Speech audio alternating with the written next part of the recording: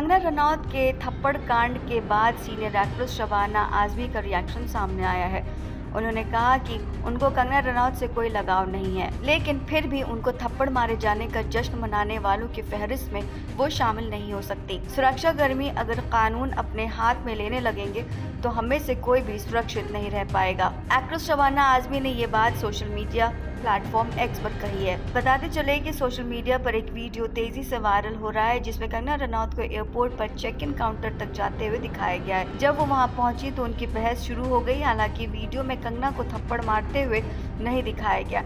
इस घटना के बाद कंगना ने एक वीडियो जारी किया कि महिला पंजाब में बढ़ते आतंकवाद के बारे में चिंतित थी। अपने वीडियो में कंगना ने कहा, मैं सुरक्षित हूँ और बिल्कुल ठीक हूँ। घटना सिक्योरिटी चेक के दौरान महिला गार्ड मेरे निकलने का इंतजार कर रही थी, फिर वो साइड से आई और मुझे थप्पड़ मारा। वो अपशब्द बोलने लगी। मैंने पूछा कि उसने मुझे क्यों मारा तो उसने कहा, मैं किसानों का समर्थन करती हूँ और पंजाब में बढ़ते आतंकवाद से चिंतित हूँ। कंगना के थप्पड़ मारने वाली महिला कांस्टेबल का नाम कुलविंदर कौर बताया जा रहा है। उसका कहना है कि उसने किसानों का अपमान किया, इसलिए उसने एक्ट्रेस पर हाथ उठाया। उसने कहा कि कंगना ने किसान आंदोलन के समय कहा था कि किसान 100 रुपए के लिए यहाँ बैठे हैं। उस समय मेरी माँ भी वहाँ बैठी थी। हालांकि इस घटना के बाद महिला कांस्टेबल को सस्पेंड करके गिरफ्तार कर लिया गया है और उसके खिलाफ FIR दर्ज कर ली गई है। बता दें कि कंगना रनौत ने 2020 में एक्स पर एक बुजुर्ग महिला को देखने के बाद 100 रुपए की टिप्पणी वाली पोस्ट की थी। उन्हें कहा था कि 100 रुपए लेकर महिलाएं आंदोलन के लिए बैठने आती हैं। इस बात से कांस्टेबल कुलविंदर काफी नाराज थी।